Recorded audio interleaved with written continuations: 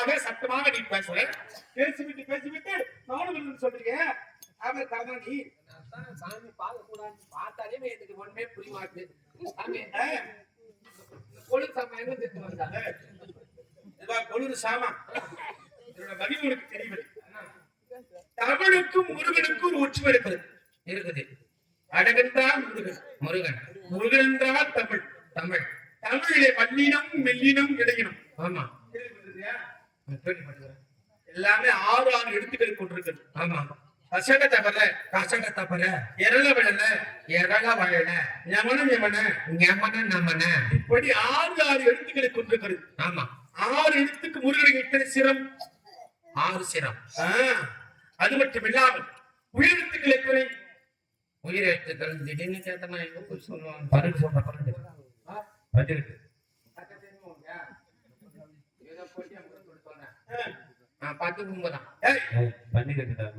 உயிரெழுத்துக்கள் 12. பெருமானுக்கு மற்றவங்களை எதிர உட்காந்து கூத்து பாக்காதீங்க. 12 எனக்கு தெரியாது, சொல்ல தெரியுது. முருக பெருமானுக்கு கண்களோ 12. மெய்யெழுத்துக்கள் எத்தனை? மெய்யெழுத்துக்கள் எத்தனை? எனக்கு தெரியாதா? 18 சாமி. அது மட்டும் இல்லாமல் உயிர்மெழுத்துக்கள் எத்தனை? உயிர்மெழுத்துக்கள் உயிர் இல்லாமல் மெய்யில்லை, மெய்யில்லாமல் உயிரில்லை. இரண்டு சேர்ந்தால் உயிர் மெய். அந்த எழுத்துக்கள் எத்தனை?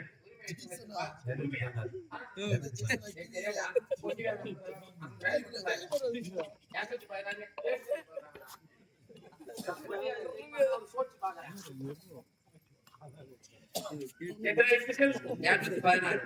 216 எழுத்துக்கள். ஆமா உயிரெழுத்துக்கள் 18.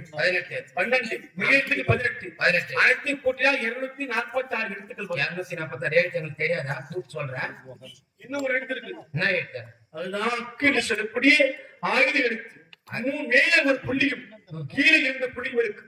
இது மூன்றையும் ஒன்றாக இணைத்தால் இந்த வேலி விளைவாக தோன்றும். கம்மன் சாமி நீ குழப்பத்தை சொல்ற. மேல ஒரு புள்ளி இருக்காது, மேல 2 புள்ளி இருக்கு, கீழே ஒரு புள்ளி இருக்கு. நீ படித்த பள்ளிக்கூடத்தில் பாடசாலை சொல்லி கொடுத்தாங்க. எங்க வாழ்க்கை என்ன முட்டாள சரியா சொல்லி கொடுக்கலையா எனக்கு?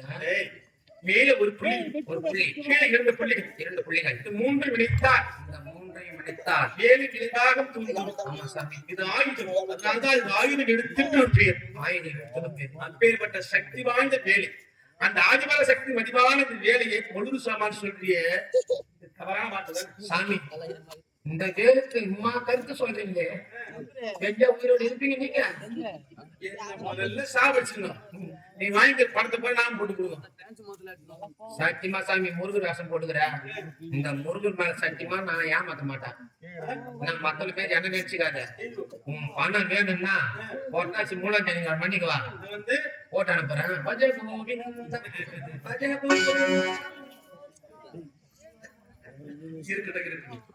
நாட்கள் இருக்குது, நேரம் இருக்குது. மனைவியை பார்க்க வேண்டும், தெய்வானை பார்க்க வேண்டும். முருகன் பெருமான் வந்திருக்கிறேன் வந்து செய்தி நிதானமாக பொறுமையாக அழகாக சாமி வந்துருக்குமா? என்ன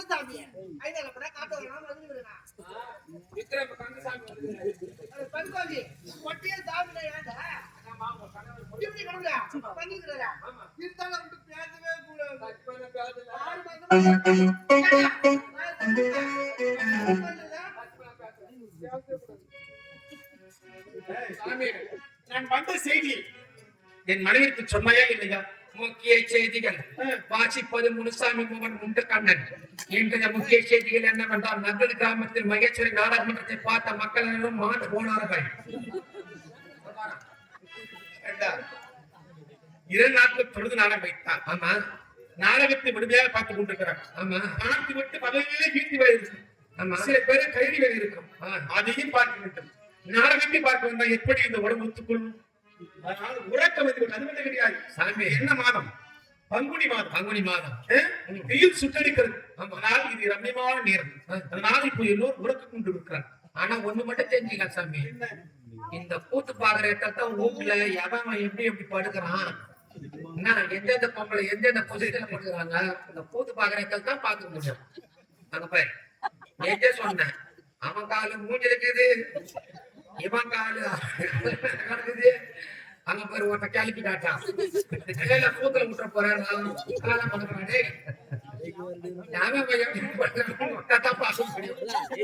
என் மனைவியை பார்க்க முடியுமா முடியாது அம்மா ரொம்ப போச்சு நிக்குதா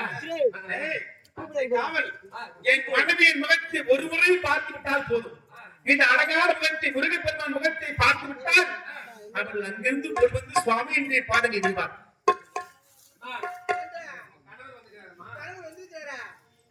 வந்த சொன்ன உடனே உடம்பெல்லாம் குத்துதா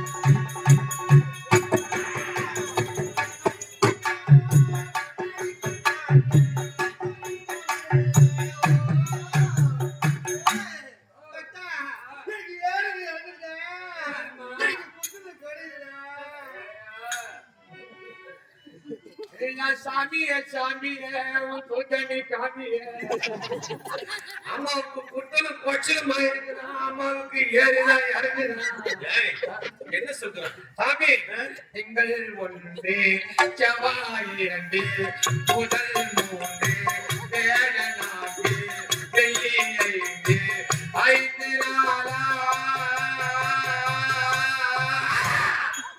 ஐந்து நாளாய்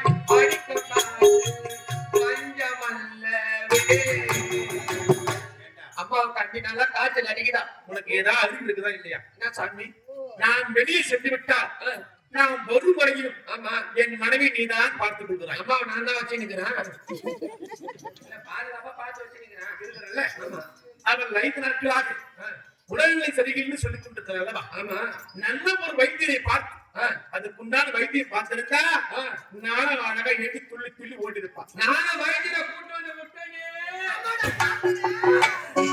அம்மா சூப்பரா மிச்சு காட்டுக்கிறியா இது ஆண்டவன் குடும்பமா நடுத்தர குடும்பமா இது நானும் அதான் எனக்கு தெரியாம கேட்கறேன் இது கண்ண குடும்பமா இல்ல காரிமீன குடும்பமா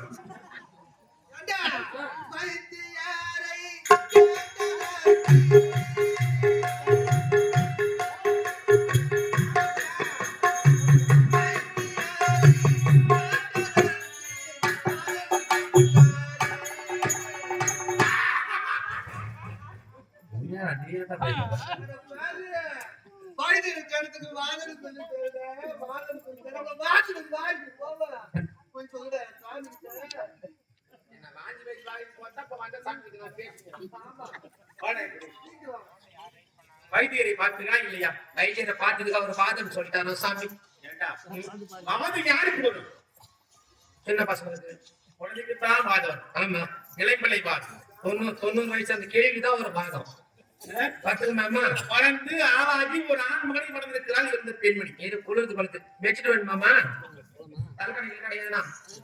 இவருக்கு எப்படி வாதம் வரும் இது பிடிவாதம் கணவர் சற்று 8 நாட்கள் ஆகிறது மருந்துகளை பார்க்க வரவில்லையே அற்பட்ட ஆடவரோடு நாம் ஏன் பேச வேண்டும் என்று ஒரு பிடிவாதம் வாதம் சொல்லிட்டாருல வாதம் நேரம் சரியில்லை ஆமாமா நேரம் நான் பார்த்து இந்த ராசிக்கு இந்த நேரம் இருக்குது ஆமா சனி பேச்சு இப்படி குரு பேச்சு இப்படி ஆமா ஆன பேச்சு இப்படி ஆமா பேரு பேச்சு இப்படி ஆமா நல்ல ஒரு ஜோசியரை பார்த்து அதுக்கு உண்டான பரிகாரம் செய்திருந்தா எல்லாம் சரியா போயிருமா இல்லையா நானும் ஜோசியரை கூட்டிட்டு வந்து விட்டேனே சாப்பிட்டு சொன்னாரு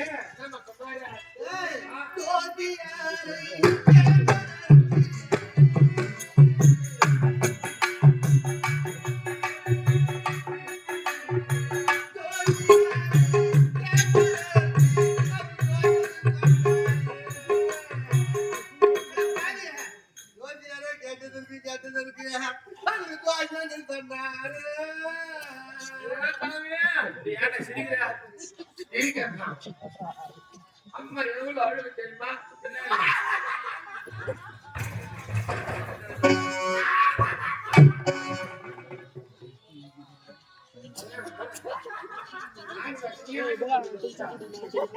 சாமி சீமானே ராஜாவே